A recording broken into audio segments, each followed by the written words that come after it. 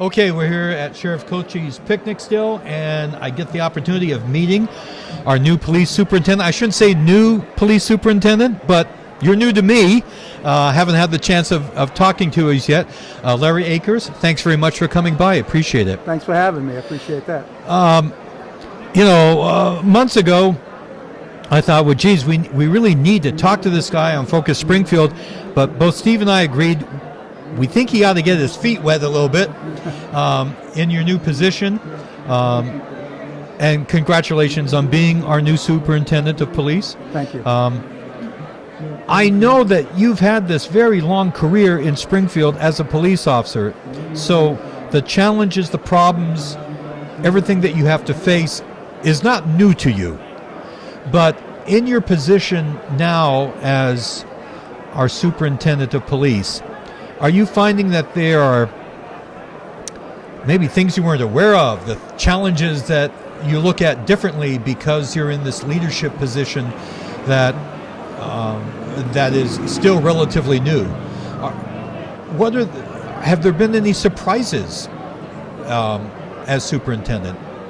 Well, I don't think there's really been any surprises, but there are a lot of other things that I took for granted in the past because, even at deputy chief, if there was something that came across my desk that needed attention, if I thought that it was too much that I wanted to handle, then I could just send it up the flagpole to the superintendent. Right. And if there was something that I felt someone else could handle, I could always send it over to a captain or maybe ask the other deputy chief.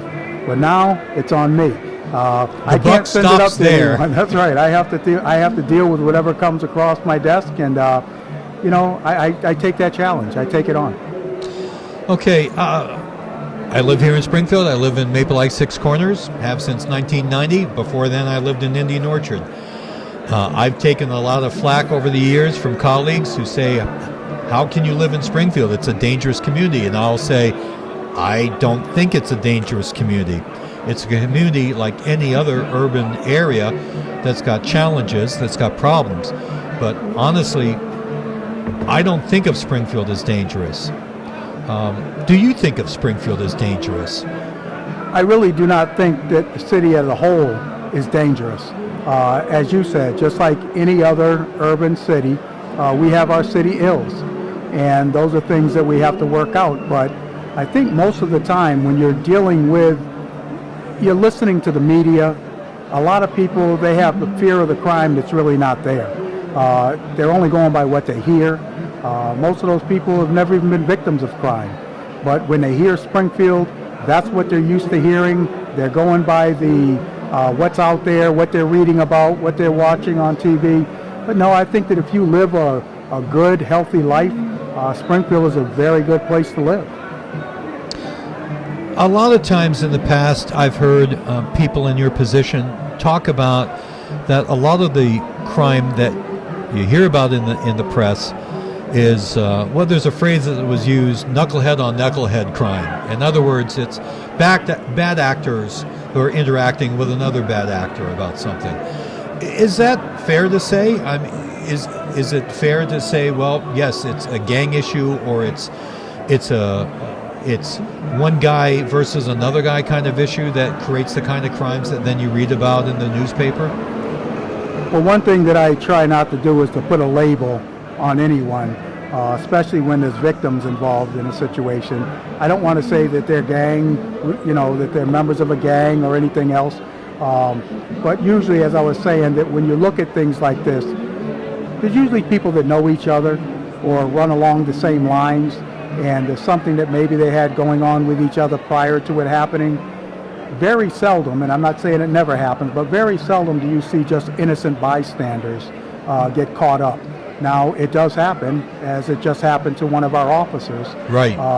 Just several months ago, to where he wasn't really involved in what was going on at that time. He was just driving to work. He was driving to work, and naturally it kicked into action once he saw what was going on, and he ended up catching a bullet.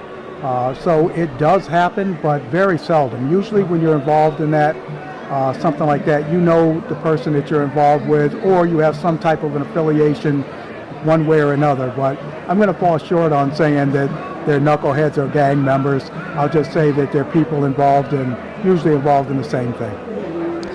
A phrase that has been used a great deal over the years has had different meanings, and that phrase is community policing. Yes. Because there have been a time, I remember when there were police officers that were assigned to various neighborhoods.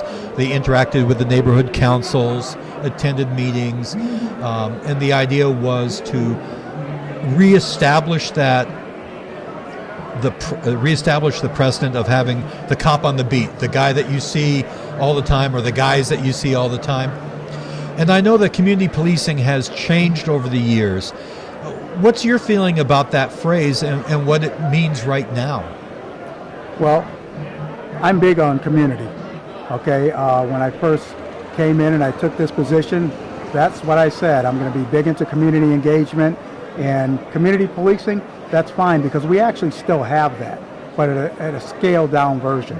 Our C3 units that we have out there, that is a smaller version of the community policing that we had back in the 90s.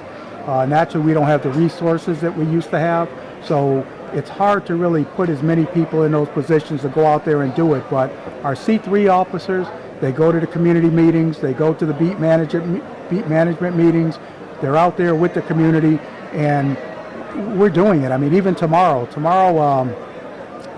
I'm actually starting the first walking post out in Indian Orchard. Oh, wow. Yes, I'm putting police back out there on the street, on their feet, walking the beat.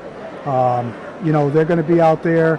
I've already started with what I now call a neighborhood stabilization bureau, which all of our C3 units fall under, and they've already started their walking beat. So in between everything that they have to do, meeting with community members and all, they also take the time to park their cruiser, get out on their feet and walk around, check on people, talk to people. So that's what I'm trying to bring back.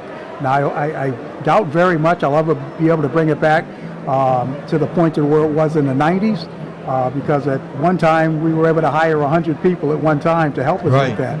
I think those days are probably gone, more or less because of budget issues and just resources, people filling those positions. But I'm going to do the best I can to make sure that our officers are out there with the people in our community, because we need to get the people to know us. We need to get the people to know exactly who we are, not the uniforms, but know the person. Right. And that's the only way we're ever going to be able to get back to where we were and building those bridges of trust, So I'm doing it. I'm trying to do it. My officers are going to do it.